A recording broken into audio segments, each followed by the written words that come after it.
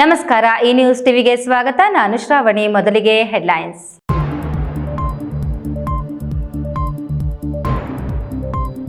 ಮಳೆಯಿಂದ ಉತ್ತರ ಕರ್ನಾಟಕ ಭಾಗದಲ್ಲಿ ಭಾರೀ ಹಾನಿ. ಬಿಜೆಪಿ ಸದನದ ಕಲಾಪಗಳಿಗೆ ಅಡ್ಡಿಪಡಿಸುತ್ತಿರುವುದು ನಾಚಿಕೆಗೇಡು. ವಿಧಾನಸಭಾ ಅಧಿವೇಶನದಲ್ಲಿ ಅಬ್ಬರಿಸಿದ ಶಾಸಕ ಪ್ರದೀಪೇಶ್ವರ್.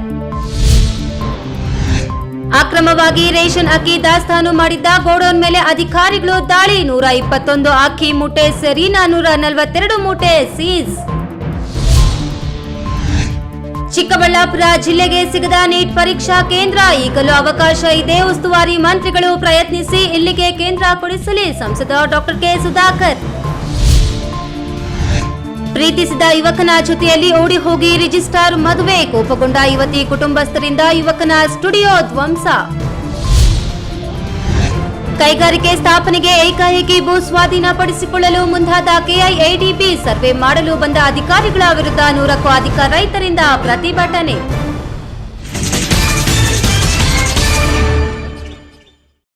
ವಾರ್ತೆಗಳ ವಿವರ. ರಾಜ್ಯದಲ್ಲಿ ಮಳೆ ಹಾನಿಯಿಂದ ಉತ್ತರ ಕರ್ನಾಟಕ ಭಾಗದಲ್ಲಿ ಅಪಾರ ಪ್ರಮಾಣದಲ್ಲಿ ಹಾನಿಯಾಗಿದ್ದು ಜನ ಸಂಕಷ್ಟದಲ್ಲಿದ್ದಾರೆ. ಈ ಬಗ್ಗೆ ಸದನದಲ್ಲಿ ಚರ್ಚೆ ಮಾಡದೆ ಬಿಜೆಪಿಯವರು ಸದನದ ಕಲಾಪಗಳಿಗೆ 3 ದಿನಗಳಿಂದಲೂ ಅಡ್ಡಿಪಡಿಸುತ್ತಿರುವುದು ನಾಚಿಕೆಗೇಡು ಎಂದು ಶಾಸಕ ಪ್ರದೀಪೇಶ್ವರ್ ಸದನದಲ್ಲಿ ಅಬ್ಬರಿಸಿದ್ದಾರೆ.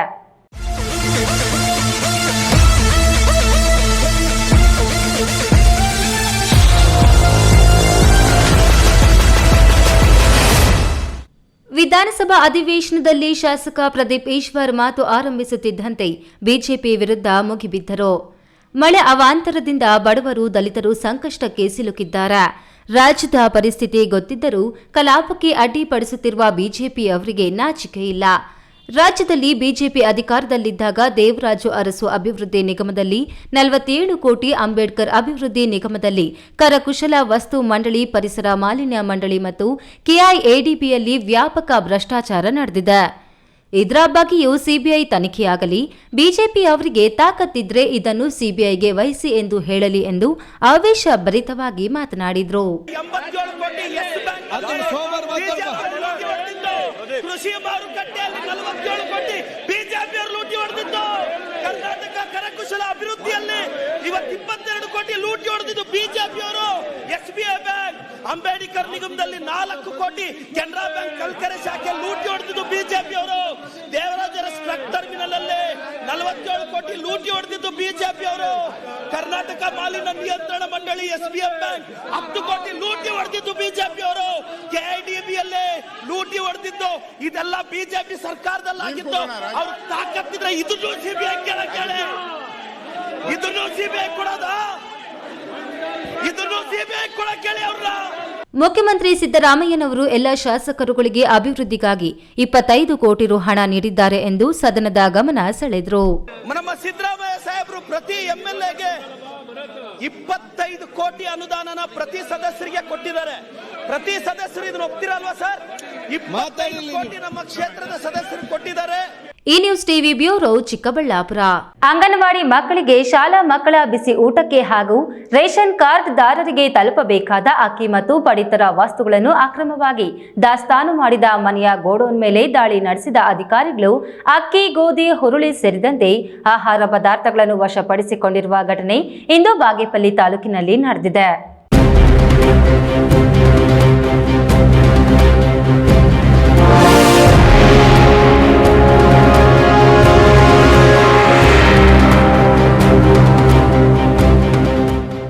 ಕಾಳಸಂತೆಯಲ್ಲಿ ಮಾರಾಟ ಮಾಡಲು ಲಕ್ಷಾಂತರ ರೂಪಾಯಿ ಬೆಲೆ ಬಾಳುವ ರೇಷನ್ ಅಕ್ಕಿ, ಬೇಳೆ, ಎಣ್ಣೆ, ಸಾಂಬಾರು, ಮಸಾಲ ಪುಡಿ, ಉಪ್ಪು ಸೇರಿದಂತೆ ಲಕ್ಷಾಂತರ ರೂಪಾಯಿ ರೇಷನ್ ಅನ್ನು ಬಾಗೇಪಲ್ಲಿ ತಾಲೂಕಿನ ಪೂಲವಾರಪಲ್ಲಿ ಖಾಸಗಿ ಮನೆಯ ಗೋಡೌನ್ ಒಂದರಲ್ಲಿ ದಾಸ್ತಾನು ಮಾಡಲಾಗಿತ್ತು.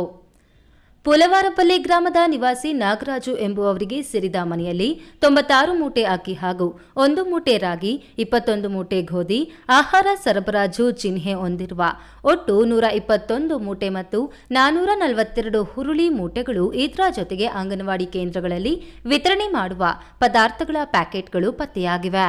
ಸ್ಥಳಕ್ಕೆ ಜಿಲ್ಲಾ ಪಂಚಾಯಿತಿ ಮುಖ್ಯ ಕಾರ್ಯನಿರ್ವಹಣಾ ಅಧಿಕಾರಿ ಪ್ರಕಾಶ್ ನಿಟ್ಟಾಲಿ ಭೇಟಿ ನೀಡಿ ಪರಿಶೀಲನೆ ನಡೆಸಿ ಕೂಡಲೇ ಅಕ್ರಮವಾಗಿ ದಾಸ್ತಾನು ಮಾಡಿರುವ ಎಲ್ಲಾ ಮೂಟೆಗಳು ಮುಟ್ಟುಗೋಲು ಹಾಕಿಕೊಂಡು ವ್ಯಾಪಾರಸ್ಥ ವೆಂಕಟೇಶ್ ವಿರುದ್ಧ ಪ್ರಕರಣ ದಾಖಲಿಸಿಕೊಂಡು ಮುಂದಿನ ವಿಚಾರಣೆ ಮಾಡುವಂತೆ ಸೂಚಿಸಿದ್ದಾರೆ ಎಂದು ತಹಶೀಲ್ದಾರ್ ಮನೀಷಾ ಪತ್ರಿ ತಿಳಿಸಿದ್ದಾರೆ.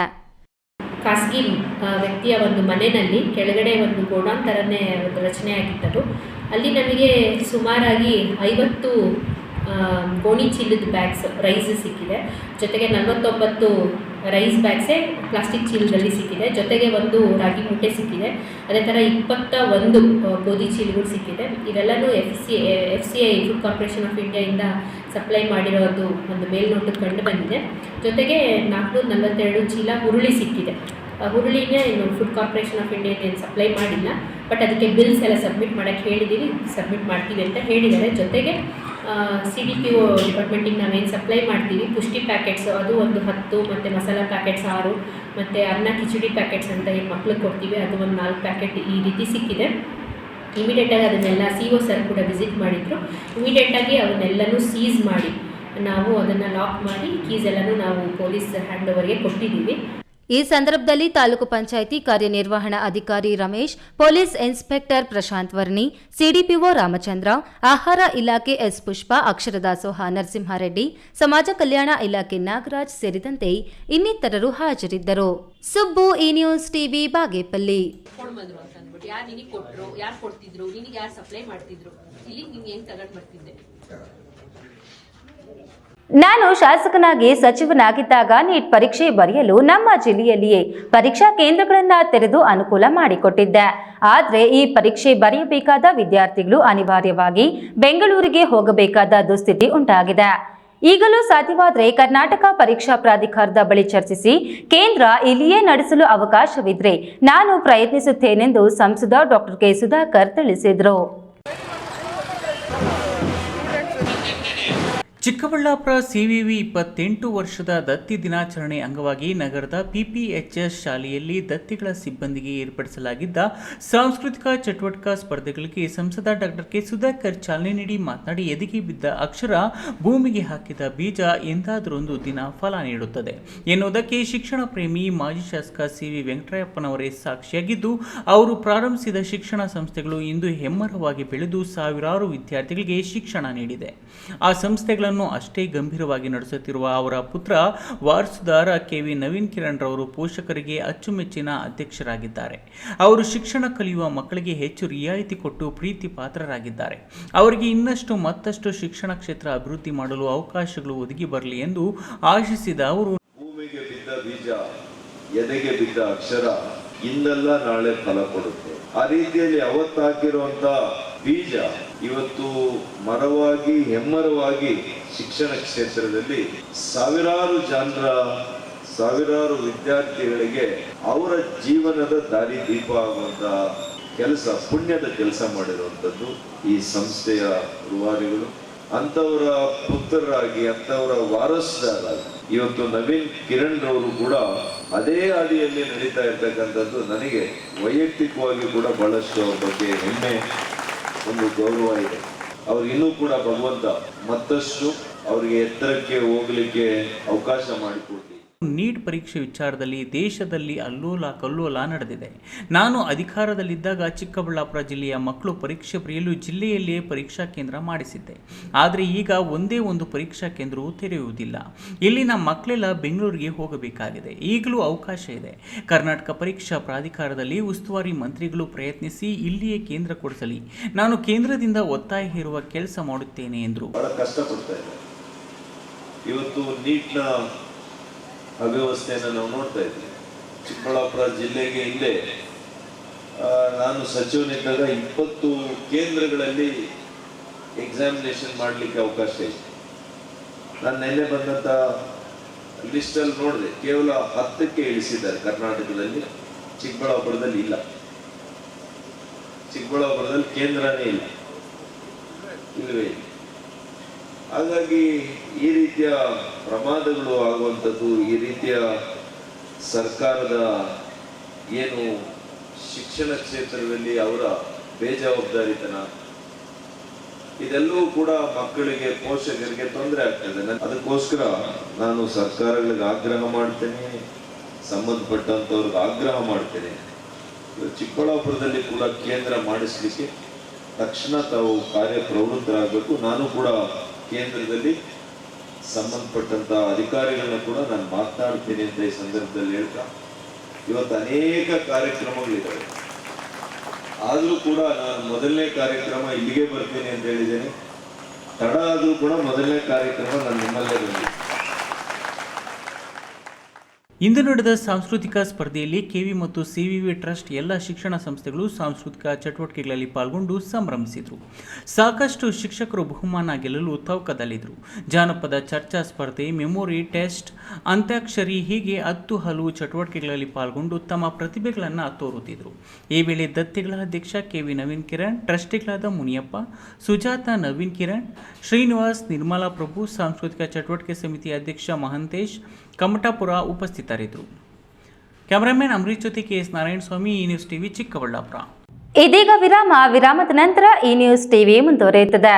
ಈಗ ಒಂದು 4 ವರ್ಷದ ಕೆಳಗೆ ನನ್ನ ಗ್ಯಾಸ್ ಟ್ರಬಲ್ ಶುರು ಆಗಿತ್ತು. ಹೊಟ್ಟೆ ನೋವ, ಎದೆ ನೋವ, ಮಸಲ್ಸ್ ನೋವ, ತಿಳ್ಕೊಳಕ್ 10 ಪರೀಕ್ಷೆಗಳು. ಒಂದಿನ ಟಿವಿ ನೋಡ್ತಾ ಇದ್ದೆ. ಹೊಟ್ಟೆಗೆ ಬರ್ತಕ್ಕಂಥ 180 ಸಮಸ್ಯೆಗಳಿಗೂ ರಾಮಬಾಣವಾಗಿ ಅಮೃತ ಬಿಂದು ಇದೆ. ನಾನು ಅಮೃತ ಬಿಂದು ತಗೊಳಕ್ ಶುರು ಮಾಡಿದಾಗಿಂದ ಆರಾಮಾಗಿದ್ದೀನಿ. ನನ್ನ ಕನಸು ಡಾಕ್ಟರ್ ಆಗೋದು. ಡಾಕ್ಟರ್ ಆಗೋದು ನನ್ನ ಕನಸು. ಮಗಳು ಡಾಕ್ಟರ್ ಆಗ್ಲಿ ಅನ್ನೋದು ನನ್ನ ಕನಸು. ಕನಸು ಎಲ್ಲರಿಗೂ ಇರುತ್ತದೆ. ಇಂಕ ಡಾಕ್ಟರ್ ಓಡ್ಪಂದು ಭಾರಿ ಆಸೆ ಉಂಡು. ಮೆಡಿಕಲ್ ಓದೋಣ ನಡ ಸ್ವಪ್ನ. ಮಕ್ಕಸುಚ್ ಎಕ್ಕ ಸಪನ ಡಾಕ್ಟರ್ ಜಾವ್ ಕಾಮೂಣ. ಕನಸು ಎಲ್ಲೆಲ್ಲೂ ಇರುತ್ತದೆ. ಮೆಡಿಕಲ್ ಓದುವುದು ನನ್ನ ಕನಸು. ನನ್ನ ಮಗನು ಡಾಕ್ಟರ್ ಆಗ್ಬೋದೇನ್ರಿ? ನನ್ನ ಕನಸು ಡಾಕ್ಟರ್ ಆಗೋದು. ಕನಸು ಎಲ್ಲರ ಹಕ್ಕು. ಆದರೆ ಕನಸು ನನಸಾಗಲು ಬೇಕು ನಂಬಿಕೆ, ಛಲ ಮತ್ತು ಪರಿಶ್ರಮ ನೀಟ್ ಅಕಾಡೆಮಿ. ವಿರಾಮದ ನಂತರ ಈ ನ್ಯೂಸ್ ಟಿವಿಗೆ ಸ್ವಾಗತ. ಪ್ರೀತಿಸಿದ ಯುವಕನ ಜೊತೆಯಲ್ಲಿ ಹುಡುಗಿ ಓಡಿ ಹೋಗಿ ರಿಜಿಸ್ಟ್ರಾರ್ ಮದುವೆ ಆಗಿದ್ದಾರೆ.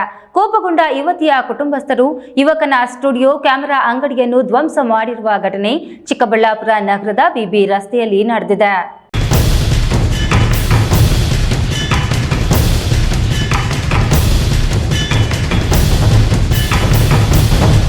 ಚಿಕ್ಕಬಳ್ಳಾಪುರ ನಗರದಲ್ಲಿ ಸ್ಟುಡಿಯೋ ನಡೆಸುತ್ತಿರುವ ವಿಜಯ್ ಡಿಜಿಟಲ್ ಸ್ಟುಡಿಯೋ ವಿಜಯ್ ಕುಮಾರ್ ಮತ್ತು ಹಂಸಲೇಖ ಎಂಬ ಪ್ರೇಮಿಗಳು ಜೂನ್ 15ರಂದು ಓಡಿ ಹೋಗಿ ರಿಜಿಸ್ಟರ್ ಮದುವೆ ಆಗಿದ್ದಾರೆ. ಮದುವೆ ಆದ ಮೇಲೆ ಕುಟುಂಬಸ್ಥರ ಭಯದಿಂದ ಹುಡುಗ ಹುಡುಗಿ ಇಬ್ಬರು ಕೂಡ ತಲೆಮರೆಸಿಕೊಂಡಿದ್ದಾರೆ. ಯುವತಿಯ ಪೋಷಕರು ಎಷ್ಟು ಕೇಳಿಕೊಂಡ್ರು ಯುವತಿ ಪೋಷಕರ ಮಾತಿಗೆ ಬೆಲೆ ಕೊಡದೆ ಯುವಕನ ಜೊತೆಯಲ್ಲಿಯೇ ಬಾಳುತ್ತೇನೆ ಎಂದು ಹೇಳಿಬಿಟ್ಟಿದ್ದಾಳೆ. ಹಾಗಾಗಿ ಇನ್ನಷ್ಟು ಕೋಪಗೊಂಡ ಯುವತಿಯ ಪೋಷಕರು ಇಂದು ಏಕಾಏಕಿ ಚಿಕ್ಕಬಳ್ಳಾಪುರ ನಗರ ಬಿಬಿ ರಸ್ತೆಯಲ್ಲಿರುವ ವಿಜಯ್ ಸ್ಟುಡಿಯೋಗೆ ನುಗ್ಗಿ ಸ್ಟುಡಿಯೋದಲ್ಲಿದ್ದ camera, computer, TV, mixing unit, laptop ಎಲ್ಲವನ್ನ ಹೊಡೆದು ಧ್ವಂಸಗೊಳಿಸಿದ್ದಾರೆ. ಸ್ಟುಡಿಯೋಗೆ ನುಗ್ಗಿ ಹೊಡೆದು ಹಾಕಿರುವ ದೃಶ್ಯವೂ ಸಹ ಸಿಸಿಟಿವಿಯಲ್ಲಿ ಸೆರೆಯಾಗಿದೆ. ಪ್ರೀತಿಸಿ ಮದುವೆಯಾದ ಕೋಪಕ್ಕೆ ಹುಡುಗನಿಗೆ ಜೀವನ ಸರಿಯಾಗಿದ್ದ ಸ್ಟುಡಿಯೋ ಧ್ವಂಸ ಮಾಡಿದ್ದಾರೆ. ಆದರೆ ಪ್ರೀತಿಸಿ ಜೀವನ ಹಂಚಿಕೊಂಡಿರುವ ಪ್ರೇಯಸಿ ಹಂಸಲೇಖ ಸೆಲ್ಫಿ ವಿಡಿಯೋ ಮಾಡಿ ನಮ್ಮ ಪೋಷಕರು ರಾಜಕೀಯವಾಗಿ ಬಲಾಢ್ಯರಾಗಿದ್ದಾರೆ. ನನಗೆ ನೆಮ್ಮದಿಯಿಂದ ಜೀವನ ಸಾಗಿಸಲು ಬಿಡುತ್ತಿಲ್ಲ. ನಾನು ಸ್ವ ಇಚ್ಛೆಯಿಂದ ಬಂದು ವಿಜಯ್ನನ್ನು ಮದುವೆಯಾಗಿರುವುದಾಗಿ ಹೇಳಿಕೆ ನೀಡಿದ್ದಾಳೆ. ನಮಸ್ತೆ, ನನ್ನ ಹೆಸರು ಹಂಸ ಅಂತ. ನಾನು ವಿಜಯ್ ಅನ್ನೋ ಹುಡುಗನ ಇಷ್ಟ ಬಿದ್ದು ಮದುವೆ ಆಗಿದ್ದೆ. 1.5 ಮಂತ್ ಆಗಿತ್ತು ನಾವು ಮದುವೆ ಆಗಿ. ಸಬ್ ರಿಜಿಸ್ಟ್ರಲ್ ಮ್ಯಾರೇಜ್ ಆಗಿದೆ. ನಾವು ನಮ್ಮ ಮನೆಯವ್ರ ಕಡೆಯಿಂದ ಒಂದು ಕಂಪ್ಲೇಂಟ್ ಫೈಲ್ ಆಗಿತ್ತು ವಿಜಯಪುರ ಪೊಲೀಸ್ ಸ್ಟೇಷನಲ್ಲಿ.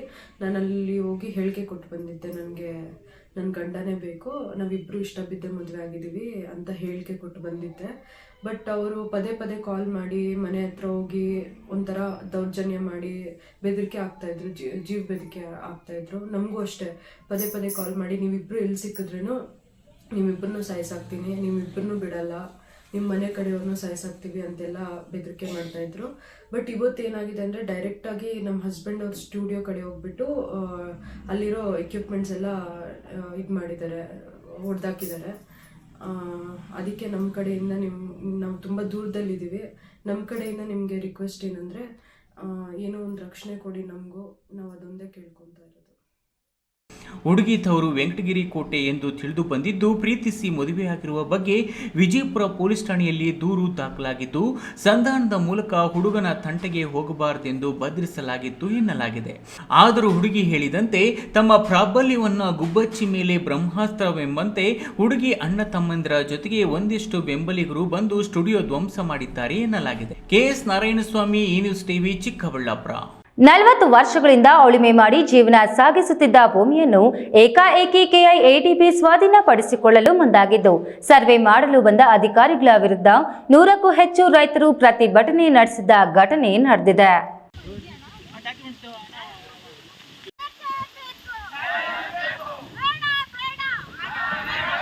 ಮಾಲೂರು ತಾಲೂಕಿನ ಲಕ್ಕೂರು ಹೋಬಳಿಯ ರಾಂಪುರ ಗ್ರಾಮದ ಬಳಿ ಇರುವ ಭೂಮಿಯ ಬಳಿ ರಾಂಪುರ ಗ್ರಾಮದ ರೈತರು ತಹಶೀಲ್ದಾರ್ ಮತ್ತು ಸರ್ವೆ ಅಧಿಕಾರಿಗಳ ವಿರುದ್ಧ ಪ್ರತಿಭಟನೆ ನಡೆಸಿದ್ದಾರೆ. ಸರ್ವೆ ನಂಬರ್ 89ರ 53 ಎಕರೆ ಭೂಮಿಯಲ್ಲಿ ಸುಮಾರು 100ಕ್ಕೂ ಹೆಚ್ಚು ಬಡ ಕುಟುಂಬಗಳು 40 ವರ್ಷಗಳಿಂದ ಈ ಭೂಮಿಯನ್ನೇ ಆಧಾರವಾಗಿಟ್ಟುಕೊಂಡು ಉಳುಮೆ ಮಾಡಿ ಜೀವನ ಸಾಗಿಸುತ್ತಿದ್ದಾರೆ. ಶುಕ್ರವಾರ ಏಕಾಏಕಿ ತಹಶೀಲ್ದಾರ್ ಮತ್ತು ಸರ್ವೆ ಅಧಿಕಾರಿಗಳು ಕೆಐಎಡಿಬಿಗೆ ಭೂಮಿ ಸ್ವಾಧೀನವಾಗಿದೆ ಎಂದು ಸರ್ವೆ ಮಾಡಲು ಮುಂದಾದಾಗ ರೈತರು ಮತ್ತು ಅಧಿಕಾರಿಗಳ ಮಧ್ಯೆ ಮಾತಿನ ಚಕಮಕಿ ನಡೆಯಿತು. 30 ವರ್ಷಗಳ ಹಿಂದೆಯೇ 53 ಪ್ರಕಾರ ಅರ್ಜಿಗಳನ್ನು ಸಲ್ಲಿಸಲಾಗಿದೆ. ನಮಗೆ ಜಿಲ್ಲಾಡಳಿತ ಮತ್ತು ತಾಲೂಕು ಆಡಳಿತ ಇದುವರೆಗೂ ಯಾವುದೇ ದಾಖಲೆಗಳು ನೀಡಿಲ್ಲ. ಈ ವಿಚಾರವಾಗಿ ಜಿಲ್ಲಾಧಿಕಾರಿ ಕಚೇರಿಯವರೆಗೂ ಕಾಲ್ನಡಿಗೆ ಮೂಲಕ ತೆರಳಿ ಆಗಿನ ಜಿಲ್ಲಾಧಿಕಾರಿಗಳಿಗೆ ಮನವಿ ಸಲ್ಲಿಸಲಾಗಿದೆ. ಆದರೆ ಇತ್ತೀಚೆಗೆ ಖಾಸಗಿ ಕಂಪನಿಗಳು ರಾಂಪುರ ಗ್ರಾಮದ ಬಳಿ ತಲೆ ಎತ್ತಿದ್ದು, ಈಗ ಬಡ ರೈತರ ಭೂಮಿಯನ್ನ ಕೆಐಎಡಿಬಿ ಸ್ವಾಧೀನಪಡಿಸಿಕೊಳ್ಳಲು ಮುಂದಾಗಿದ್ದು, ಸರ್ಕಾರ ಮತ್ತು ಜನಪ್ರತಿನಿಧಿಗಳು ಈ ಭೂಮಿಯನ್ನು ಉಳಿಸಿ ಬಡ ಕುಟುಂಬಗಳಿಗೆ ದಾಖಲೆಗಳನ್ನು ಮಾಡಿಕೊಡಬೇಕೆಂದು ಒತ್ತಾಯಿಸಿದ್ದಾರೆ. ಈಗ ಪ್ರತಿ 35 ವರ್ಷ ಹಿಂದುಗಡೆ ನಮ್ಮ ಗ್ರಾಮಸ್ಥರು ಬಂದು ಪ್ರತಿಯೊಬ್ಬರು ಬಡವರಾಗಿದ್ದಾರೆ. ಎಲ್ಲ ಬಡವರೇ, ಯಾರು 100 ಎಕರೆ 10 ಎಕರೆ 20 ಎಕರೆ ಯಾರೂ ಇಟ್ಕೊಂಡಿಲ್ಲ. 1 ಎಕರೆ ಅರ್ಧ ಎಕರೆ ಇರೋರು ಅಷ್ಟೇ. ಅದರಲ್ಲಿ ಟೋಟಲ್ ಬಂದು 118 ಜನ ಇದ್ದಾರೆ. ಇದರಲ್ಲಿ 118 ಜನ ಇದರಲ್ಲಿ ಇದು ಮಾಡಿಕೊಂಡು ಪ್ರೊವಿಷನಲ್ಲಿ ಪ್ರತಿಯೊಬ್ಬರು ವರ್ಷನೂ ರಾಗಿ ಬೆಳೀತಾರೆ. ಉಳುಮೆ ಮಾಡ್ತಾ ಇದ್ದಾರೆ. ಈಗಲೂ 35 ವರ್ಷದಿಂದ ಉಳುಮೆನೇ ಮಾಡ್ತಾ ಇರೋದು. ಈಗಲೂ ಉಳುಮೆ ಮಾಡ್ತಾ ಇದ್ದಾರೆ. ಈಗಲೂ ರಾಗಿ ಚೆಲ್ತಾ ಇದ್ದಾರೆ. ರಾಗಿ ಬಿಟ್ಟು ಇನ್ನೇನು ಚೆಲ್ಲಲ್ಲ. ರಾಗಿ ಚೆಲ್ತಾ ಇದ್ದಾರೆ. ವರ್ಷನೂ ಅದರಿಂದನೇ ಊಟ ಮಾಡ್ತಾ ಇದ್ದಾರೆ. 80% ಜನ ಅದರಿಂದನೇ ಊಟ ಮಾಡ್ತಾ ಇದ್ದಾರೆ. ಬೇರೆದ್ರಲ್ಲಿ ಊಟ ಮಾಡ್ತಾ ಇಲ್ಲ. ಈಗ ಏಕೆ ಬಂದು ನೆನ್ನೆ ಯಾರಿಗೂ ಗೊತ್ತಿಲ್ಲ. ಏನೋ ಸರ್ವೆ ಮಾಡೋಕ್ಕೆ ಬರ್ತಾರೆ, ಏನು ಯಾರಿಗೂ ಗೊತ್ತಿಲ್ಲ. ತಹಶೀಲ್ದಾರ್ ಹೇಳ್ತಾರೆ ನಿಮಗೆ ತಿಳಿಸಿದ್ದೀವಿ ಹೇಳಿದ್ದೀರಿ ಅಂತ ಹೇಳ್ತಾರೆ. ಯಾರಿಗೂ ಗೊತ್ತಿಲ್ಲ. ಏಕೆ ಬಂದು ಬೆಳಗ್ಗೆ ಬಂದಿರೋದು. ಕೇಶವ್, ಈ ನ್ಯೂಸ್ ಟಿವಿ, ಮಾಲೂರು. ಕನ್ನಡಿಗರಿಗೆ ಖಾಸಗಿ ವಲಯದ ಉದ್ಯೋಗದಲ್ಲಿ ಮೀಸಲಾತಿ ವಿಧೇಯಕವನ್ನು ಮುಂದುವರಿಸಬೇಕು. ಇಲ್ಲವಾದರೆ ಕನ್ನಡಿಗರ ತಾಕತ್ತನ್ನು ವಲಸೆ ಕಂಪನಿಗಳ ಮಾಲೀಕರಿಗೆ ತೋರಿಸಬೇಕಾಗುತ್ತದೆ ಎಂದು ಕರ್ನಾಟಕ ರಕ್ಷಣಾ ವೇದಿಕೆ ಪ್ರವೀಣ್ ಕುಮಾರ್ ಶೆಟ್ಟಿ ಬಣ ಕೋಲಾರ ಜಿಲ್ಲಾ ಘಟಕದಿಂದ ಒತ್ತಾಯ ಮಾಡಿದರು.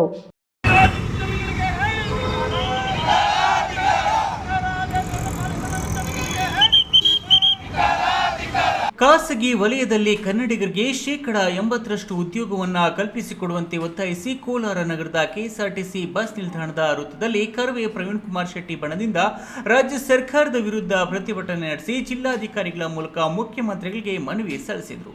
ಖಾಸಗಿ ವಲಯದಲ್ಲಿ ಕನ್ನಡಿಗರಿಗೆ ಉದ್ಯೋಗ ಮೀಸಲಾತಿ ವಿಧೇಯಕ ಮಂಡಿಸಿದ ರಾಜ್ಯ ಸರ್ಕಾರ ಮುಖ್ಯಮಂತ್ರಿಗಳಿಗೆ ಧನ್ಯವಾದಗಳು ಹಾಗೂ ಕನ್ನಡಿಗರಿಗೆ ಖಾಸಗಿ ವಲಯದ ಸಂಸ್ಥೆಗಳ ಉದ್ಯೋಗ ಮೀಸಲಾತಿ ನೀಡುವ ವಿಧೇಯಕವನ್ನು ಅಂಗೀಕಾರ ಮಾಡಿದ 12 ಗಂಟೆಯಲ್ಲಿ ಮತ್ತೆ ಕನ್ನಡ ನಾಡಿನ ಭೂಮಿ, ನೀರು, ಗಾಳಿ ಎಲ್ಲ ಸೌಲಭ್ಯಗಳನ್ನು ಪಡೆದು ಕನ್ನಡಿಗರ ಸ್ವಾಭಿಮಾನದ ಉದ್ಯೋಗವನ್ನು ಹೊರ ರಾಜ್ಯದ ಕಾರ್ಮಿಕರಿಗೆ ಮಾರಾಟ ಮಾಡುತ್ತಿರುವುದು ಕನ್ನಡ ವಿರೋಧಿ ನಾಡದ್ರೋಹಿ ಉದ್ಯಮಿಗಳು ಸರ್ಕಾರವನ್ನು ಬ್ಲಾಕ್ ಮೇಲ್ ಮಾಡುವ ಮೂಲಕ ನಾವು ನಿಮ್ಮ ವಿಧೇಯಕವನ್ನು ವಾಪಸ್ಸು ಪಡೆಯದೇ ಇದ್ರೆ ಬಂಡವಾಳ ಹೂಡುವುದಿಲ್ಲ, ಇರುವ ಕೈಗಾರಿಕೆಗಳನ್ನು ಬೇರೆ ರಾಜ್ಯಕ್ಕೆ ವಲಸೆ ಹೋಗುತ್ತೇವೆಂದು ಸರ್ಕಾರದ ಮೇಲೆ ಕಾಣದ ಕೈಗಳಿಂದ ಒತ್ತಡ ಹಾಕಿ ವಿಧೇಯಕವನ್ನು ಆಡಕತ್ತರಿಯಂತೆ ಇಟ್ಟಿರುವ ಆದೇಶವನ್ನು ಯಾವುದೇ ಕಾರಣಕ್ಕೂ ವಾಪಸ್ಸು ಪಡೆಯದೆ ಸರ್ಕಾರ ಅಧಿವೇಶನದಲ್ಲಿ ಮಂಡನೆ ಮಾಡಿರುವ ಕನ್ನಡಿಗರಿಗೆ ಖಾಸಗಿ ವಲಯದ ಉದ್ಯೋಗದಲ್ಲಿ ಮೀಸಲಾತಿ ವಿಧೇಯಕವನ್ನು ಮುಂದುವರಿಸಬೇಕು. ಇಲ್ಲವಾದರೆ ಕನ್ನಡಿಗರ ತಾಕತ್ತನ್ನು ವಲಸೆ ಕಂಪನಿಗಳ ಮಾಲೀಕರಿಗೆ ತೋರಿಸಬೇಕಾಗುತ್ತದೆ ಎಂದು ಕರ್ನಾಟಕ ರಕ್ಷಣಾ ವೇದಿಕೆ ಪ್ರವೀಣ್ ಕುಮಾರ್ ಶೆಟ್ಟಿ ಬಣ ಎಚ್ಚರಿಸಿದರು. ಕನ್ನಡಿಗರಿಗೆ ಉದ್ಯೋಗ ಮೀಸಲಾತಿ ವಿಧೇಯಕ ಮಂಡಿಸಿದ ರಾಜ್ಯ ಸರ್ಕಾರದ ಮುಖ್ಯಮಂತ್ರಿಗಳಿಗೆ ಧನ್ಯವಾದಗಳನ್ನು ಅರ್ಪಿಸುತ್ತಾ ಹಾಗೂ ಕನ್ನಡಿಗರಿಗೆ ಖಾಸಗಿ ವಲಯದಲ್ಲಿ ಸಂಸ್ಥೆಗಳ ಉದ್ಯೋಗ ಮೀಸಲಾತಿ ನೀಡುವ ವಿಧೇಯಕವನ್ನು ಅಂಗೀಕಾರ ಮಾಡಿದ 12 ಗಂಟೆಯಲ್ಲಿ ಮತ್ತೆ ಕನ್ನಡ ನಾಡಿನ ಭೂಮಿ, ನೀರು, ಗಾಳಿ ಎಲ್ಲ ಸೌಲಭ್ಯಗಳನ್ನು ಪಡೆದು ಕನ್ನಡಿಗರ ಸ್ವಾಭಿಮಾನದ ಉದ್ಯೋಗವನ್ನು ಹೊರ ರಾಜ್ಯದ ಕಾರ್ಮಿಕರಿಗೆ ಮಾರಾಟ ಮಾಡುತ್ತಿರುವ ಕನ್ನಡ ವಿರೋಧಿ ನಾಡದ್ರೋಹಿಗಳ ಉದ್ಯಮಿಗಳು ಸರ್ಕಾರವನ್ನು ಬ್ಲ್ಯಾಕ್ ಮೇಲ್ ಮಾಡುವ ಮೂಲಕ ನಾವು ನಿಮ್ಮ ವಿಧೇಯಕವನ್ನು ವಾಪಸ್ ಪಡೆಯದೇ ಇದ್ದರೆ ಬಂಡವಾಳ ಹೂಡುವುದಿಲ್ಲ, ಇರುವ ಕೈಗಾರಿಕೆಗಳನ್ನು ಬೇರೆ ರಾಜ್ಯಕ್ಕೆ ವಲಸೆ ಹೋಗುತ್ತೇವೆ ಎಂದು ಸರ್ಕಾರದ ಮೇಲೆ ಕಾಣದ ಕೈಗಳಿಂದ ಒತ್ತಡ ಹಾಕಿಸಿ ವಿಧೇಯಕವನ್ನು ಅಡಕತ್ತರಿಯಂತೆ ಇಟ್ಟಿರುವ ಆದೇಶವನ್ನು ಯಾವುದೇ ಕಾರಣಕ್ಕೂ ವಾಪಸ್ ಪಡೆಯದೆ ಸರ್ಕಾರದ ಆದೇಶದಲ್ಲಿ ಮಂಡನೆ ಮಾಡಿರುವ ಖಾಸಗಿ ವಲಯದ ಉದ್ಯೋಗ ಮೀಸಲಾತಿ ವಿಧೇಯಕವನ್ನು ಮುಂದುವರಿಸಬೇಕು. ಇಲ್ಲವಾದರೆ ಕನ್ನಡಿಗರ ತಾಕತ್ತನ್ನು ವಲಸೆ ಕಂಪನಿಗಳ ಮಾಲೀಕರಿಗೆ ತೋರಿಸಬೇಕಾಗುತ್ತದೆ ಎಂದು ನಿಯೋಗದಲ್ಲಿ ಜಿಲ್ಲಾಧ್ಯಕ್ಷ ಚಂಬೆ ರಾಜೇಶ್, ತಾಲೂಕು ಅಧ್ಯಕ್ಷ ದಿಂಬ ನಾಗರಾಜಗೌಡ, ಪ್ರಧಾನ ಕಾರ್ಯದರ್ಶಿ ಹರೀಶ್, ಜಿಲ್ಲಾ ಉಪಾಧ್ಯಕ್ಷರಾದ ನಾಗೇಶ್ ಮಂಗಸಂದ್ರ, ಬೈರತ್ನಹಳ್ಳಿ ನಾರಾಯಣಸ್ವಾಮಿ, ಶ್ರೀನಿವಾಸ್, ಜನಪನಹಳ್ಳಿ ಆನಂದ್, ಮತ್ತಿಕುಂಟೆ ಶ್ರೀನಿವಾಸ್, ಮಹಿಳೆ ಅಧ್ಯಕ್ಷೆ ಮಂಜುಳಾ ನಾಗರಾಜ್ ಇನ್ನಿತರರು ಉಪಸ್ಥಿತರಿದ್ದರು. Satish, news TV, Kolar. ಭಾಗ್ಯಗಳನ್ನು ಕೊಡುತ್ತೇವೆಂದು ಅಧಿಕಾರಕ್ಕೆ ಬಂದ ಕಾಂಗ್ರೆಸ್ ಸರ್ಕಾರ ರಾಜ್ಯದ ಜನರಿಗೆ ಭಾಗ್ಯಗಳ ಬದಲು ದೌರ್ಭಾಗ್ಯ ತಂದಿದೆ. ದೌರ್ಭಾಗ್ಯ ಒಂದೇ ತಂದಿದ್ದಾರೆ ಎಂದು ನೋಡುವಷ್ಟರಲ್ಲಿ ಈ ರಾಜ್ಯ ಸರ್ಕಾರ ದರೋಡೆ ಮಾಡುವಂತಹ ಸರ್ಕಾರವಾಗಿದೆ. ವಾಲ್ಮೀಕಿ ನಿಗಮದ ಹಣದಲ್ಲಿ ಲೋಕಸಭಾ ಚುನಾವಣೆಗೆ ಹಂಚಲು ಮದ್ಯ ಖರೀದಿ ಮಾಡಿದ್ದಾರೆ, ದುಬಾರಿ ಬೆಲೆಯ ಕಾರು ಖರೀದಿ ಮಾಡಿದ್ದಾರೆಂದು ಸಂಸದ ಡಾಕ್ಟರ್ ಕೆ ಸುಧಾಕರ್ ರಾಜ್ಯ ಸರ್ಕಾರದ ವಿರುದ್ಧ ಗುಡುಗಿದ್ರು. ಚಿಕ್ಕಬಳ್ಳಾಪುರ ನಗರದ ಒಕ್ಕಲಿಗರ ಕಲ್ಯಾಣ ಮಂಟಪದಲ್ಲಿ ನಡೆದ ಬಿಜೆಪಿ ಜಿಲ್ಲಾ ವಿಶೇಷ ಕಾರ್ಯಕಾರಿಣಿ ಸಭೆಯಲ್ಲಿ ಭಾಗವಹಿಸಿ ಮಾತನಾಡಿದ ಸಂಸದ ಡಾಕ್ಟರ್ ಕೆ ಸುಧಾಕರ್, ಇತಿಹಾಸದಲ್ಲಿ ಸರ್ಕಾರದ ಬೊಕ್ಕಸದ ಹಣದಲ್ಲಿ ನೇರವಾಗಿ ಅದು ರಾಷ್ಟ್ರೀಕೃತ ಬ್ಯಾಂಕುಗಳಿಂದ ವಾಲ್ಮೀಕಿ ನಿಗಮದ ಹಣದಲ್ಲಿ ಲೋಕಸಭಾ ಚುನಾವಣೆಯಲ್ಲಿ ಹಂಚಲು ಮದ್ಯ ಖರೀದಿ ಮಾಡಿದ್ದಾರೆ. ತೆಲಂಗಾಣ ಚುನಾವಣೆಗೂ ಸಹ ಇದೇ ಹಣ ಹಂಚಿಕೆ ಮಾಡಿದ್ದಾರೆ. ಇದಲ್ಲದೆ ವಾಲ್ಮೀಕಿ ಜನಾಂಗದ ಅತ್ಯಂತ ಬಲಹೀನ ನಿರುದ್ಯೋಗಿಗಳಿಗೆ ಜೀವನೋಪಾಯಕ್ಕಾಗಿ ಕಾರು ನೀಡಬೇಕಾದ ಈ ಹಣದಲ್ಲಿ ಲ್ಯಾಂಬೋರ್ಗಿನಿ ಕಾರು ಖರೀದಿ ಮಾಡಿದ್ದಾರೆ. ಇದು ಕಾಂಗ್ರೆಸ್ ಸರ್ಕಾರದ ದ್ವಿಮುಖ ನೀತಿ ದುರಾಡಳಿತಕ್ಕೆ ಸಾಕ್ಷೀಭೂತವಾಗಿದೆ. ಮುಖ್ಯಮಂತ್ರಿ ಸಿದ್ದರಾಮಯ್ಯ ನೇತೃತ್ವದ ರಾಜ್ಯ ಕಾಂಗ್ರೆಸ್ ಸರ್ಕಾರ ಅಧಿಕಾರದಲ್ಲಿರಲು ಸರ್ಕಾರಕ್ಕೆ ನೈತಿಕತೆ ಇದೆಯಾ? ನೈತಿಕ ಹೊಣೆ ಹೊತ್ತು ಇಡೀ ಸರ್ಕಾರವೇ ರಾಜೀನಾಮೆ ಮಾಡುವ ಪರಿಸ್ಥಿತಿ ಬಂದಿದೆ ಎಂದು ರಾಜ್ಯ ಸರ್ಕಾರದ ವಿರುದ್ಧ ವಾಗ್ದಾಳಿ ನಡೆಸಿದರು. ಒಂದು ಸರ್ಕಾರದ ಬೊಕ್ಕಸದ ಹಣದಲ್ಲಿ ನೇರವಾಗಿ ಅದು ಏನು ರಾಷ್ಟ್ರೀಕೃತ ಬ್ಯಾಂಕ್ಗಳಿಂದ ಮದ್ಯ ಖರೀದಿ ಮಾಡಲಿಕ್ಕೆ, ಅದೇನೋ ಲ್ಯಾಂಬೋರ್ಗಿನಿ ಕಾರನ್ನು ಖರೀದಿ ಮಾಡಲಿಕ್ಕೆ, ತೆಲಂಗಾಣ ಚುನಾವಣೆಯನ್ನು ಎದುರಿಸಲಿಕ್ಕೆ, ಹಣ ಹಂಚಿಕೆ ಮಾಡಲಿಕ್ಕೆ ಹಣ ಹೋಗಿರೋಂಥದ್ದು, ಅದು ಕೂಡ ಅತ್ಯಂತ ಬಲಹೀನ ಏನು ವಾಲ್ಮೀಕಿ ಜನಾಂಗದ ನಿಗಮದಿಂದ ಹೋಗಿರುವಂಥದ್ದು ಕಾಂಗ್ರೆಸ್ ಸರ್ಕಾರದ ದ್ವಿಮುಖ ನೀತಿ, ಈ ಒಂದು ದುರಾಡಳಿತ ಇದಕ್ಕೆ ಸಾಕ್ಷೀಭೂತವಾಗಿದೆ. ಹಾಗಾಗಿ ನೈತಿಕ ಹೊಣೆಯನ್ನು ಹೊತ್ತು ಇವತ್ತು ಇಡೀ ಸರ್ಕಾರವೇ ಇವತ್ತು ರಾಜೀನಾಮೆ ಮಾಡುವಂಥ ಪರಿಸ್ಥಿತಿ ಬಂದಿದೆ. ಇದೇ ವೇಳೆ ಕೋಚಿಮುಲ್ ವಿಭಾಗದ ಬಗ್ಗೆ ಕೋರ್ಟ್ ನೀಡಿರುವ ಆದೇಶವನ್ನ ಉಲ್ಲೇಖಿಸಿ ಅಂದು ಸಚಿವರಾಗಿದ್ದಾಗ ಆದೇಶ ಮಾಡಿದ್ದಕ್ಕೆ ಎಲ್ಲಿ ಡಾಕ್ಟರ್ ಕೆ ಸುಧಾಕರ್ ಕೆಗೆ ಬಿಜೆಪಿ ಸರ್ಕಾರಕ್ಕೆ ಹೆಸರು ಬರುತ್ತೋ ಅಂತ ಈ ಭಾಗವಾಗಿ 1 ವರ್ಷ ಅಧಿಕಾರ ನಡೆಸಿ ಡೈರಿನ ರದ್ದುಗೊಳಿಸಿದ್ರೆ ಈಗ ಏನಾಯಿತು? ನ್ಯಾಯಾಲಯವೇ ಚುನಾವಣೆ ನಡೆಯುವ ತನಕ ಯಾವುದೇ ಪ್ರಮುಖ ತೀರ್ಮಾನಗಳನ್ನು ತೆಗೆದುಕೊಳ್ಳಬಾರದೆಂದು ತೀರ್ಮಾನ ನೀಡಿದೆ. ಈಗಲಾದರೂ ದುರಾಡಳಿತ ಮನೋಭಾವನೆ ಬಿಟ್ಟು ಡೈರಿ ಪ್ರತ್ಯೇಕಿಸಿ ಚಿಕ್ಕಬಳ್ಳಾಪುರ ಜಿಲ್ಲಾ ರೈತರ ಜೀವನಾಡಿ ಡೈರಿಯನ್ನ ಅಭಿವೃದ್ಧಿಪಡಿಸಲಿ ಎಂದು ವಿರೋಧಿಗಳಿಗೆ ಎಚ್ಚರಿಕೆ ನೀಡಿದರು. 1.5 ವರ್ಷ ಅವತ್ತೇ ಕಾಲ ಅವತ್ತು ಚೀಮೂಲ್ ಚಿಕ್ಕಬಳ್ಳಾಪುರ ಹಾಲು ಒಕ್ಕೂಟ ಕೆಲಸ ಮಾಡಿದೆ. ಅನವಶ್ಯಕವಾಗಿ ಕಾನೂನುಬಾಹಿರವಾಗಿ ಅನೈತಿಕವಾಗಿ ರಾಜಕೀಯ ದ್ವೇಷದಿಂದ ಕೂಡಿರ್ತಕ್ಕಂಥ ರದ್ದನ್ನು ನೀವು ಮಾಡುವಂಥ ಕೆಲಸ ಮಾಡಿದ್ದೀರಿ. ಅದನ್ನು ಈಗಲೂ ಕೂಡ ಕಾಲ ಮಿಂಚಿಲ್ಲ. ಆ ಆದೇಶವನ್ನು ಹಿಂತೆಗೆದುಕೊಳ್ಳಿ, ಅದು ಮುಂದುವರಿಯಲಿ. ಚೀಮೂಲ್ ಆದಾಗ ಅದೇ ಆಗುತ್ತೆ. ಯಾಕೆಂದರೆ ನಿಮಗಿವತ್ತು ಕಾನೂನಲ್ಲಿ ಅವಕಾಶ ಇಲ್ಲ. ಜನರಲ್ ಬಾಡಿಯಲ್ಲಿ ನೀವು ಡಿಸಿಷನ್ ತಗೊಳಕ್ಕಾಗಲ್ಲ. ನಿಮ್ಮ ಆಸೆ ಏನು? ನಿಮ್ಮ ಕಾಲದಲ್ಲಿ ಮಾಡಿದ್ದೀವಿ ಅಂತ ತೋರಿಸ್ಕೋಬೇಕು. BJP ಸರ್ಕಾರದಲ್ಲಿ ಡಾಕ್ಟರ್ ಸುಧಾಕರ್ ಅವತ್ತು ಏನು ಚಿಕ್ಕಬಳ್ಳಾಪುರ ಜಿಲ್ಲೆಗೆ ಹಾಲು ಒಕ್ಕೂಟವನ್ನು ಕೊಟ್ಟಿದ್ದಾರೆ, ಅವರಿಗೆ ಕೀರ್ತಿ ಬರ್ತದೆ, ಅವ್ರಿಗೆ ಹೆಸರು ಬರ್ತದೆ. ಅದಾಗದು ಬೇಡ. ಇದು ನಿಮ್ಮ ದುರುದ್ದೇಶ. ಬಿಜೆಪಿ ರಾಜ್ಯ ಕಾರ್ಯದರ್ಶಿ ತಮ್ಮೇಶ್ ಗೌಡ ಮಾತನಾಡಿ, ಲೋಕಸಭಾ ಚುನಾವಣೆಯಲ್ಲಿ ರಾಜ್ಯದಲ್ಲಿ 19 ಸ್ಥಾನಗಳನ್ನು ಗೆದ್ದಿದ್ದೇವೆ. ಕಾಂಗ್ರೆಸ್ಗೆ 2 ಅಂಕಿ ಸ್ಥಾನ ಸಿಗಲಿಲ್ಲ. ಆದುದರಿಂದ ಇನ್ನೂ ಸ್ವಲ್ಪ ಕಷ್ಟ ಬಿದ್ದಿದ್ದರೆ 25 ಸ್ಥಾನಗಳನ್ನು ಗೆಲ್ಲುತ್ತಿದ್ದೆವು. ವಿಧಾನಸಭಾ ಚುನಾವಣೆಯಲ್ಲಿ ಸಂಪೂರ್ಣ ಬಹುಮತದ ಬಿಜೆಪಿ ಸರ್ಕಾರ ಬರಬೇಕು ಎಂದರೆ ಎಲ್ಲ ಕಾರ್ಯಕರ್ತರು ಮತ್ತು ನಾಯಕರು ರಾಜ್ಯ ಸರ್ಕಾರದ ದುರಾಡಳಿತ ಭ್ರಷ್ಟಾಚಾರ ಜನತೆಗೆ ತಿಳಿಸಬೇಕು ಎಂದು ಹೇಳಿದರು. ಈ ವೇಳೆ ಬಿಜೆಪಿ ರಾಜ್ಯ ಕಾರ್ಯದರ್ಶಿ ಸಿ ಮುನಿರಾಜು, ಜಿಲ್ಲಾಧ್ಯಕ್ಷ ಡಿವಿ ರಾಮಲಿಂಗಪ್ಪ, ಮಾಜಿ ಶಾಸಕ ಎಂ ರಾಜಣ್ಣ, ಮುಖಂಡರಾದ ಕೆವಿ ನಾಗರಾಜ್, ಸೀಕಲ್ ರಾಮಚಂದ್ರಗೌಡ, ವೇಣುಗೋಪಾಲ್, ನಿರ್ಮಲಾ, ಮರಳಕುಂಟೆ ಕೃಷ್ಣಮೂರ್ತಿ ಮತ್ತಿತರರು ಹಾಜರಿದ್ದರು. ಕ್ಯಾಮ್ರಾಮನ್ ಅಂಬರೀಶ್ ಜೊತೆ ಕೆಎಸ್ ನಾರಾಯಣಸ್ವಾಮಿ, ಈ ನ್ಯೂಸ್ ಟಿವಿ, ಚಿಕ್ಕಬಳ್ಳಾಪುರ. ಗ್ರಾಮದ 2 ಎಕರೆ ಗುಂಡುತೋಪು ಜಾಗ ಖಾಸಗಿ ವ್ಯಕ್ತಿಯ ಪಾಲಾಗಿತ್ತು. ಸರ್ಕಾರಿ ಜಾಗದ ಒತ್ತುವರಿ ತೆರವು ಮಾಡುವಂತೆ ಕಳೆದ 6 ತಿಂಗಳಿಂದ ರಾಜಘಟ್ಟ ಯುವಕರು ಹೋರಾಟ ನಡೆಸಿದ್ದು, ಹೋರಾಟಕ್ಕೆ ಜಯ ಸಿಕ್ಕಿದೆ. ಕಂದಾಯ ಇಲಾಖೆ ಅಧಿಕಾರಿಗಳು ಸರ್ಕಾರಿ ಗುಂಡುತೋಪು ಜಾಗವನ್ನ ತೆರವುಗೊಳಿಸಿ ಗ್ರಾಮ ಪಂಚಾಯಿತಿಗೆ ಹಸ್ತಾಂತರಿಸಿದ್ದಾರೆ.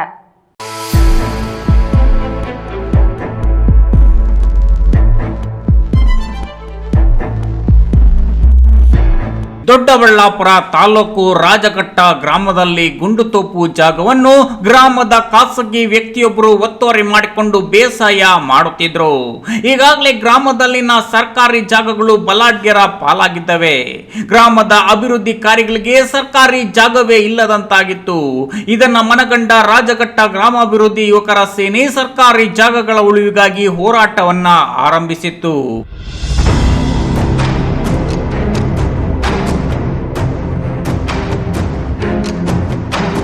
ಇಂದು ಕಂದಾಯ ಇಲಾಖೆ, ಪೊಲೀಸ್ ಇಲಾಖೆ ಮತ್ತು ಗ್ರಾಮ ಪಂಚಾಯಿತಿ ಅಧಿಕಾರಿಗಳ ಸಮ್ಮುಖದಲ್ಲಿ ತಿರುವು ಕಾರ್ಯಾಚರಣೆ ನಡೆಸಲಾಯಿತು.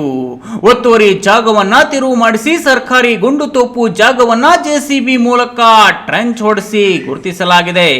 ರಾಜಘಟ್ಟ ಗ್ರಾಮಾಭಿವೃದ್ಧಿ ಯುವಕರ ಸೇನೆ ಮುಖಂಡರಾದ ಗಣೇಶ್ ರಾಜಘಟ್ಟ ಮಾತನಾಡಿ, ನಮ್ಮ ಸಂಘಟನೆ ಮುಖ್ಯ ಉದ್ದೇಶ ಗ್ರಾಮದಲ್ಲಿನ ಸರ್ಕಾರಿ ಆಸ್ತಿಗಳನ್ನ ಉಳಿಸುವುದು.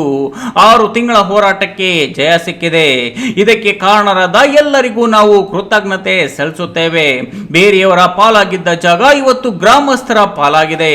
ಸರ್ಕಾರಿ ಗುಂಡುತೋಪು ಜಾಗದಲ್ಲಿ ಸಿಎಸ್ಆರ್ ಅನುದಾನದಲ್ಲಿ ಅಭಿವೃದ್ಧಿ ಮಾಡಲಾಗುವುದು ಎಂದರು.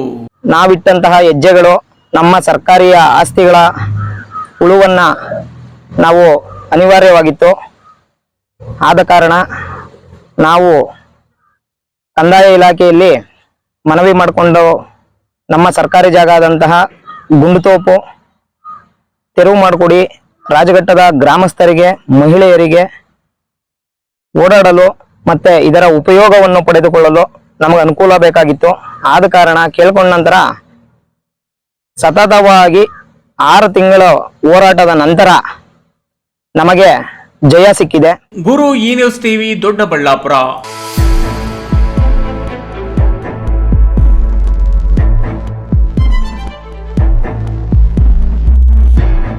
ಪ್ರಯಾಣಿಕರ ಪ್ರಯಾಣವನ್ನ ಇನ್ನಷ್ಟು ಸುಮಧುರಗೊಳಿಸಲು ವಿಮಾನ ನಿಲ್ದಾಣ ಮತ್ತು ಎಲ್ಲ ಸಾಮಾಜಿಕ ಮಾಧ್ಯಮ ವೇದಿಕೆಗಳಲ್ಲಿ ಪ್ರಥಮವಾಗಿ ಪ್ರದರ್ಶನಗೊಳಿಸುವುದರ ಮೂಲಕ ಏರ್ಪೋರ್ಟ್ ಗೀತೆಯನ್ನು ಬಿಡುಗಡೆ ಮಾಡಲಾಯಿತು. ನಿಮ್ಮ ತಾಳ್ಮೆಗೆ ಚಿರಋಣಿಯಾಗಿದ್ದೀವಿ ನಾವು. ಇವತ್ತು ಪ್ರಯಾಣಿಕರ ವಿಮಾನ ಪ್ರಯಾಣವನ್ನು ಮಾಧುರ್ಯವಾಗಿಸಲು ಹಾಗೂ ಕಾಯುವಿಕೆಯ ಸಮಯವನ್ನು ಸುಮಧುರಗೊಳಿಸಲು ಬೆಂಗಳೂರು ಕೆಂಪೇಗೌಡ ಅಂತಾರಾಷ್ಟ್ರೀಯ ವಿಮಾನ ನಿಲ್ದಾಣದಲ್ಲಿ ಸಂಗೀತ ಪ್ರಯಾಣವನ್ನು ಪ್ರಾರಂಭಿಸಲು ವಿಮಾನ ನಿಲ್ದಾಣವು ಇದೀಗ ತನ್ನ ಅಧಿಕೃತ ಗೀತೆಯನ್ನು ಅನಾವರಣಗೊಳಿಸಿದ್ದು, 3 ಬಾರಿ ಗ್ರ್ಯಾಮಿ ಪ್ರಶಸ್ತಿ ವಿಜೇತ ರಿಕಿ ಖೇಸ್ ಸಂಯೋಜಿಸಿದ ಡೈನಾಮಿಕ್ ದ್ವಿಭಾಷಾ ಟ್ರ್ಯಾಕ್ ಅನ್ನು ಬಿಡುಗಡೆ ಮಾಡಲಾಯಿತು. ಈ ಗೀತೆಯು 2 ಬಾರಿ ಗ್ರ್ಯಾಮಿ ಪ್ರಶಸ್ತಿ ವಿಜೇತ ಲೋನಿ ಫಾರ್ಕ್ ಮತ್ತು ಕನ್ನಡದ ಗಾಯಕ ಸಿದ್ಧಾರ್ಥ್ ಬೇಳ್ಮಣ್ಣು ಅವರ ಸುಮಧುರ ಕಂಠದಿಂದ ಮೂಡಿಬಂದಿದ್ದು, ಇಂಗ್ಲಿಷ್ ಮತ್ತು ಕನ್ನಡ ಭಾಷೆಯ ಮಿಶ್ರಣದಲ್ಲಿ ಈ ಗೀತೆ ಹೊರಹೊಮ್ಮಿದೆ. BLR International Airport, that is the Kempegowda International Airport, which is pretty much a second home to me. Because I spend so much of time traveling, so I spend a lot of time in this airport, almost as much as I spend in my own home. So I thought, why not make a song about this airport? So I made a song which is inspired by the beauty of this airport and how much the airport means to me and all the memories that I've built in this airport. And that has become the BLR International Airport Anthem, which we are releasing today. So check out the anthem, and the anthem has been sung by 2-time Grammy Award winner Lonnie Park from New York. And so basically now the airport... Hyder Sab, ಈ news TV, Devanahalli.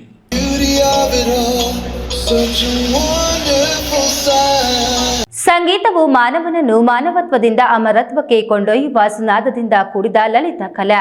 ಸಂಗೀತವನ್ನು ಅಭ್ಯಾಸ ಮಾಡುವುದರಿಂದ ಏಕಾಗ್ರತೆ, ಗ್ರಹಣ ಶಕ್ತಿ, ಸ್ಮರಣ ಶಕ್ತಿ, ಚಿಂತನಾಶೀಲತೆ ಮತ್ತು ಸೃಜನಶೀಲತೆ ಹೆಚ್ಚುತ್ತವೆ ಎಂದು ರಂಗಭೂಮಿ ಕಲಾವಿದ ಆರ್ ವೀರಣ್ಣ ತಿಳಿಸಿದರು.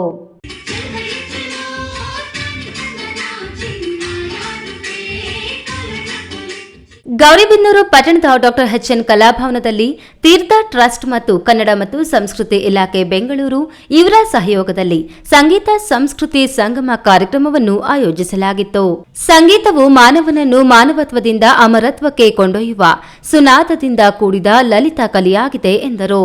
ಗೀತ ಅಂದ್ರೆ ಹಾಡು, ಸಂಗೀತ ಅಂದ್ರೆ ಸುಶ್ರಾವ್ಯವಾಗಿ ಹಾಡುವಂಥದ ಒಂದು ವ್ಯವಸ್ಥೆ, ಅದನ್ನೇ ನಾವು ಸಂಗೀತ ಅಂತ ಕರಿತೀವಿ. ಈ ರೀತಿಯಾಗಿ ಒಂದು ನಾದ, ನಿನಾದ, ಸರಿಗಮ ಪದನಿಸ, ಪಲ್ಲವಿ ಇವೆಲ್ಲವನ್ನೂ ಸೇರಿಕೊಂಡು ಈ ಒಂದು ಕಾರ್ಯಕ್ರಮ ನಡೀತಾ ಇದೆ. ಈ ವೇಳೆ ಮಧುಸೂದನ್, ಪ್ರಾಂಶುಪಾಲ ಡಾಕ್ಟರ್ ಜಿ.ಎ. ಸುದರ್ಶನ್, ಪ್ರಾಧ್ಯಾಪಕರಾದ ಡಾಕ್ಟರ್ ಶೈಲಜಾ ಸಪ್ತಗಿರಿ, ನಿರ್ದೇಶಕ S V. Rajashekar, doctor K V. Prakash ಮಾತನಾಡಿದರು. ಕಾರ್ಯಕ್ರಮದಲ್ಲಿ ನಗರಸಭಾ ಸದಸ್ಯರಾದ ಜಯರಾಮಯ್ಯ, ಸಂಗೀತ ಶಿಕ್ಷಕಿ Geetha, R. Hegde, union bank ಪ್ರಬಂಧಕ ಎಂ. ಚಂದ್ರಶೇಖರ್, ಕರ್ನಾಟಕ ನಾಟಕ ಅಕಾಡೆಮಿ ಸದಸ್ಯರಾದ ಅಮಾಸ, ಕೆ.ವಿ. ನಾಯಕ್ ಮತ್ತಿತರರು ಉಪಸ್ಥಿತರಿದ್ದರು. Pradeep, E news TV, Gauribidanur.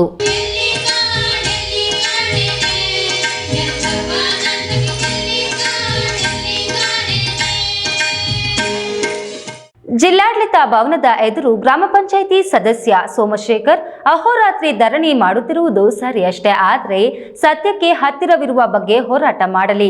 ಸತ್ಯಕ್ಕೆ ದೂರವಾಗಿರುವಂತಹ ಹೋರಾಟ ಮಾಡುತ್ತಿರುವುದು ಸರಿಯಲ್ಲವೆಂದು ದಲಿತ ಸಂಘರ್ಷ ಸಮಿತಿ ರಾಜ್ಯ ಸಹ ಕಾರ್ಯದರ್ಶಿ ದಾಸರಬೀದಿ ಮುರಳಿ ಖಂಡಿಸಿದರು.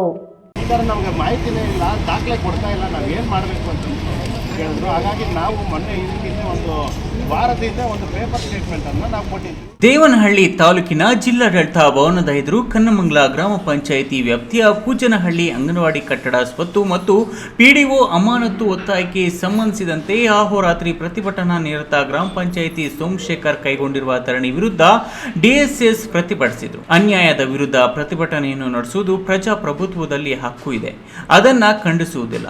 ಸೋಮಶೇಖರ್ ಆರೋಪ ಮಾಡಿರುವುದು ಶುದ್ಧ ಸುಳ್ಳು.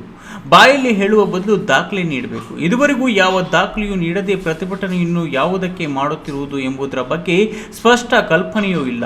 ಇವರು ಮಾಡುತ್ತಿರುವ ಧರಣಿ ಅಂಗನವಾಡಿ ಸ್ವತ್ತು ಖಾಸಗಿ ವ್ಯಕ್ತಿಗಳಿಗೆ ಮಾರಿದ್ದಾರೆಂದು ಹೇಳುತ್ತಿದ್ದಾರೆ.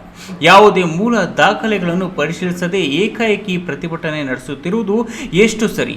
ಕೂಡಲೇ ಮೇಲಾಧಿಕಾರಿಗಳು ತ್ವರಿತವಾಗಿ ಪರಿಶೀಲನೆ ನಡೆಸಿ ಇದಕ್ಕೆ ಇತಿಶ್ರೀ ಹಾಡಬೇಕು ಎಂದು ದಲಿತ ಸಂಘರ್ಷ ಸಮಿತಿ ರಾಜ್ಯ ಸಹ ಕಾರ್ಯದರ್ಶಿ ದಾಸರಬೀದಿ ಮುರಳಿ ಒತ್ತಾಯಿಸಿದರು. ಹೋರಾಟನ ಹಮ್ಮಿಕೊಂಡಿದ್ವಿ, ನಾವು ನಿನ್ನೆ ಬಂದಿದ್ವಿ, ಮಾತಾಡಿದ್ವಿ, ಆದರೆ ಇನ್ನೂ ಭಾಳ ಲೇಟ್ ಆಗ್ಬೋದೇನೋ. ಲೇಟ್ ಆದರೆ ಏನು ಮಾಡೋದು ಅನ್ನೋದಕ್ಕೋಸ್ಕರ ನಾವು ಈ ಹೋರಾಟನ ಇವತ್ತು ರೂಪಿಸಿದ್ದೀವಿ.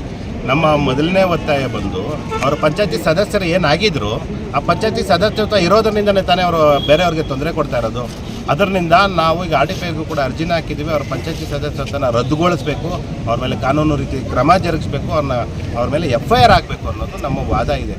ಇನ್ನು ಪ್ರತಿಭಟನಾ ಸ್ಥಳಕ್ಕೆ ಜಿಲ್ಲಾ ಪಂಚಾಯಿತಿ ಉಪ ಕಾರ್ಯದರ್ಶಿ ಟಿ.ಕೆ. ರಮೇಶ್ ಆಗಮಿಸಿ ಮನವಿಯನ್ನ ಸ್ವೀಕರಿಸಿ 1 ವಾರದೊಳಗೆ ಈ ಪ್ರಕರಣವನ್ನು ಇತ್ಯರ್ಥಗೊಳಿಸಿಕೊಡಲು ಎಲ್ಲ ರೀತಿಯಲ್ಲಿ ಕ್ರಮ ವಹಿಸಲಾಗುತ್ತದೆ. ಮೇಲಾಧಿಕಾರಿಗಳು ಈಗಾಗಲೇ ಪರಿಶೀಲನಾ ಹಂತದಲ್ಲಿದ್ದಾರೆ ಎಂದು ಹೇಳಿದ್ದಾರೆ.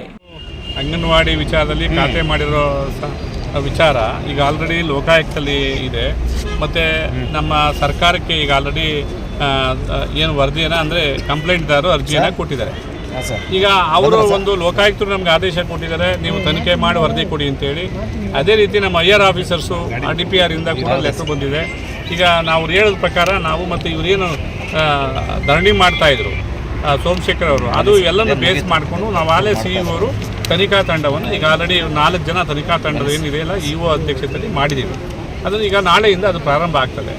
ಅದನ್ನು ನಾವು ಏನಿದೆ ಅದನ್ನು ನ್ಯಾಯಯುತವಾಗಿ ನಮ್ಮ ಅಧಿಕಾರಿಗಳು ಅದನ್ನು ಪರಿಶೀಲನೆ ಮಾಡಿ ನಮ್ಗೆ ವರದಿ ಕೊಡ್ತಾರೆ. ಆ ವರದಿಯನ್ನು ನಾವು ಯಥಾವತ್ತನ್ನು ನಾವು ಲೋಕಾಯುಕ್ತಕ್ಕೆ ಮತ್ತು ಸರ್ಕಾರಕ್ಕೆ ವರದಿಯನ್ನು ಸಲ್ಲಿಸ್ತೀವಿ. ಅವರು ತೀರ್ಮಾನವನ್ನು ಯಾರ್ದು ತಪ್ಪು ವಗೇರೆ ಅನ್ನೋ ಬಗ್ಗೆ ಅವ್ರು ತೀರ್ಮಾನಿಸಿ ನಾವು ಹೇಳ್ತೀವಿ, ನಾವೇ ಹೇಳ್ತೀವಿ ಇಲ್ಲಿ ತಪ್ಪು ಮಾಡಿದ್ರಿಂದ ನಾವು ಒಂದು ವರದಿಯಲ್ಲಿ ನಾವು ಹೇಳ್ತೀವಿ ಸರ್ಕಾರಕ್ಕೆ. ಅದ್ರ ಪ್ರಕಾರ ಅವರು ಕ್ರಮ ತಗೊಳ್ಳೋ ಅಧಿಕಾರ ಈಗಾಗಲೇ ಸರ್ಕಾರಕ್ಕಿದೆ, ಮಾನ್ಯ ಕಮಿಷನರ್ಗಿದೆ, RTPR ಕಮಿಷನರ್ಗೆ ಅವ್ರು ತಗೊಳ್ಳಿ. ಪ್ರತಿಭಟನೆಯನ್ನು ಮುಂದುವರಿಸದಂತೆ ವಿಶ್ವನಾಥಪುರ ಪೊಲೀಸರು ಪ್ರತಿಭಟನಾಕಾರರನ್ನು ಮನವೊಲಿಸಿದರು. ಮತ್ತೆ ಗ್ರಾಮ ಪಂಚಾಯಿತಿ ಸದಸ್ಯ ಸೋಮಶೇಖರ್ ಪ್ರತಿಭಟನೆಗೆ ಮುಂದಾದರೆ ನಾವು ಸಹ ಧರಣಿಯನ್ನು ಮುಂದುವರಿಸುತ್ತೇವೆ ಎಂದು ಎಚ್ಚರಿಕೆ ನೀಡಿದರು.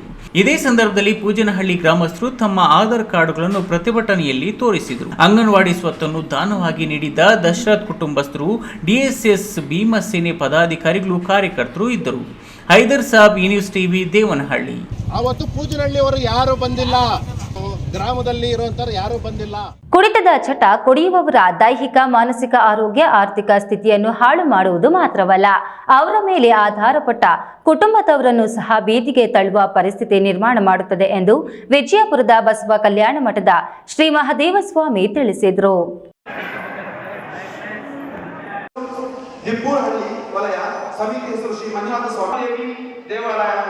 ಧರ್ಮಸ್ಥಳ ಗ್ರಾಮಾಭಿವೃದ್ಧಿ ಯೋಜನೆ, ಅಖಿಲ ಕರ್ನಾಟಕ ಜನಜಾಗೃತಿ ವೇದಿಕೆ, ಶಿಡ್ಲಘಟ್ಟ ತಾಲೂಕು ಮದ್ಯವರ್ಜನಾ ಶಿಬಿರ ವ್ಯವಸ್ಥಾಪನಾ ಸಮಿತಿ ಹಾಗೂ ನಾನಾ ಸಂಘಗಳ ಆಶ್ರಯದಲ್ಲಿ ಶಿಡ್ಲಘಟ್ಟ ತಾಲೂಕಿನ ಹಂಡಿಗನಾಳದ ಕೆವಿ ಭವನದಲ್ಲಿ 1819ನೇ ಮದ್ಯವರ್ಜನಾ ಶಿಬಿರ ನಡೆಯಿತು.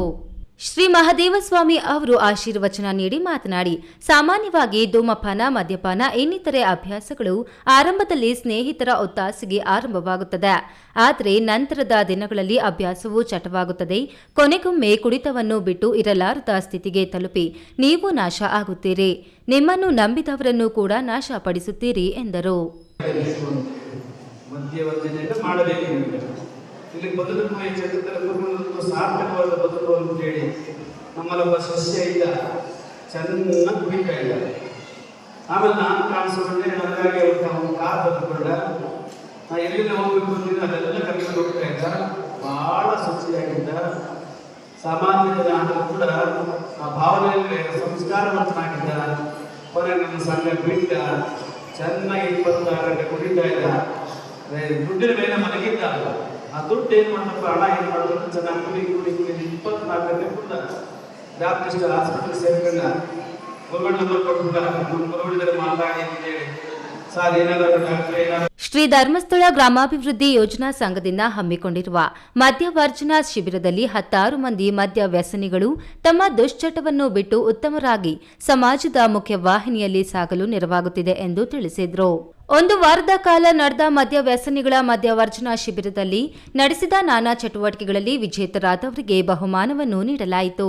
ಈ ವೇಳೆ ಶ್ರೀ ಕೆಂಪಣ್ಣಸ್ವಾಮಿ ಶ್ರೀ ವೀರಣ್ಣಸ್ವಾಮಿ ದೇವಾಲಯ ಟ್ರಸ್ಟ್ನ ಅಧ್ಯಕ್ಷ ಎನ್ ನಾಗರಾಜ್, ಸರ್ಕಾರಿ ನೌಕರರ ಸಂಘದ ಅಧ್ಯಕ್ಷ ಕೆಎನ್ ಸುಬ್ಬಾರೆಡ್ಡಿ ಇನ್ನಿತರರು ಹಾಜರಿದ್ದರು. ವೀರಾಪುರ ಮಂಜುನಾಥ್, ಈ news TV, Sidlaghatta.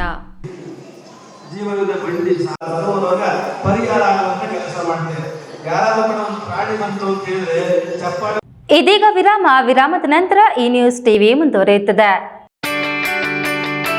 Jain mission ಆಸ್ಪತ್ರೆ, ಜೈನ್ ಮಿಷನ್ ಟ್ರಸ್ಟ್ನ ಲಾಭರಹಿತ ಉಪಕ್ರಮ. ಕರ್ನಾಟಕ ರಾಜ್ಯ ಬೀಜ ನಿಗಮ ಪಕ್ಕ, ಬಿಬಿ ರಸ್ತೆ, ಚಿಕ್ಕಬಳ್ಳಾಪುರ. ದಶಕಗಳಿಂದ ಆರೋಗ್ಯ ಕ್ಷೇತ್ರದಲ್ಲಿ ಲಾಭರಹಿತವಾಗಿ ಸೇವೆ ಸಲ್ಲಿಸುತ್ತಿರುವ ಜೈನ್ ಮಿಷನ್ ಆಸ್ಪತ್ರೆ ದಿನದ 24 ಗಂಟೆ ತುರ್ತು ಚಿಕಿತ್ಸೆಯಿಂದ ಹಿಡಿದು ಎಲ್ಲಾ ಕಾಯಿಲೆಗಳಿಗೂ ಇಲ್ಲಿ ಚಿಕಿತ್ಸೆ ಲಭ್ಯ.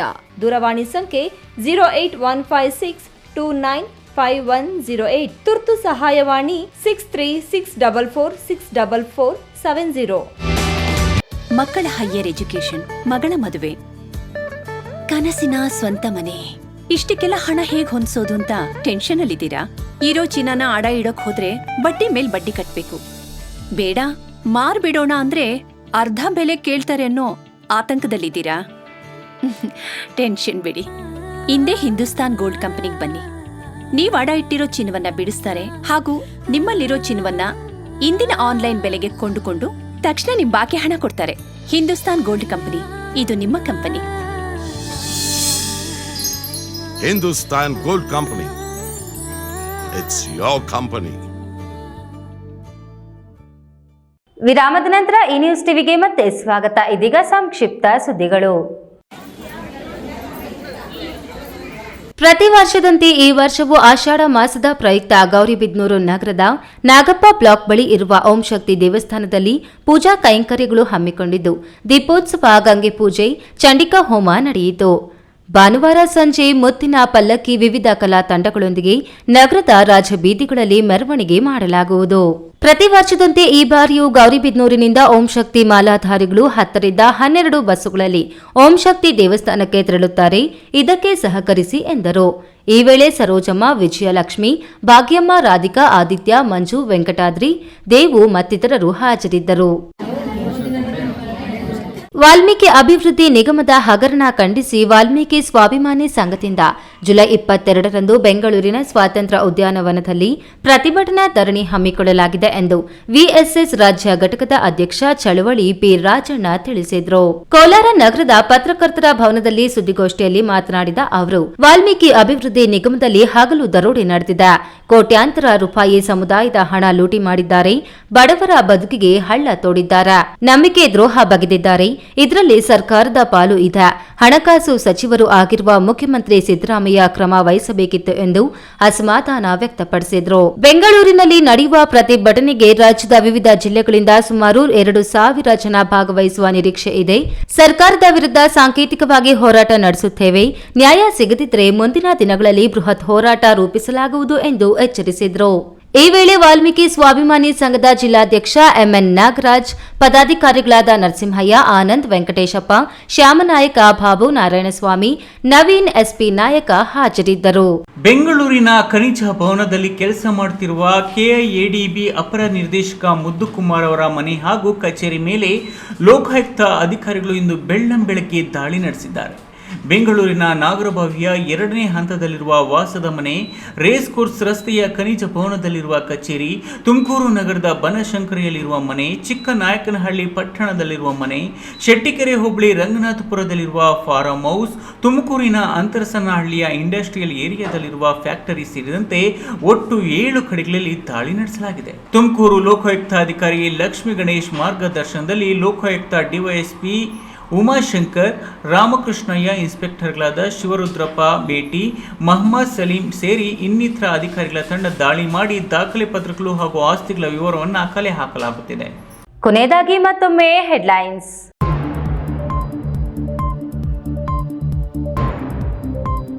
ಮಳೆಯಿಂದ ಉತ್ತರ ಕರ್ನಾಟಕ ಭಾಗದಲ್ಲಿ ಭಾರೀ ಹಾನಿ. ಬಿಜೆಪಿ ಸದನದ ಕಲಾಪಗಳಿಗೆ ಅಡ್ಡಿಪಡಿಸುತ್ತಿರುವುದು ನಾಚಿಕೆಗೇಡು. ವಿಧಾನಸಭಾ ಅಧಿವೇಶನದಲ್ಲಿ ಅಬ್ಬರಿಸಿದ ಶಾಸಕ ಪ್ರದೀಪೇಶ್ವರ್. ಅಕ್ರಮವಾಗಿ ರೇಷನ್ ಅಕ್ಕಿ ದಾಸ್ತಾನು ಮಾಡಿದ್ದ ಗೋಡೌನ್ ಮೇಲೆ ಅಧಿಕಾರಿಗಳು ದಾಳಿ. 121 ಅಕ್ಕಿ ಮೂಟೆ ಸೇರಿ 442 ಮೂಟೆ ಸೀಸ್. ಚಿಕ್ಕಬಳ್ಳಾಪುರ ಜಿಲ್ಲೆಗೆ ಸಿಗದ ನೀಟ್ ಪರೀಕ್ಷಾ ಕೇಂದ್ರ, ಈಗಲೂ ಅವಕಾಶ ಇದೆ. ಉಸ್ತುವಾರಿ ಮಂತ್ರಿಗಳು ಪ್ರಯತ್ನಿಸಿ ಇಲ್ಲಿಗೆ ಕೇಂದ್ರ ಕೊಡಿಸಲಿ. ಸಂಸದ ಡಾಕ್ಟರ್ ಕೆ ಸುಧಾಕರ್.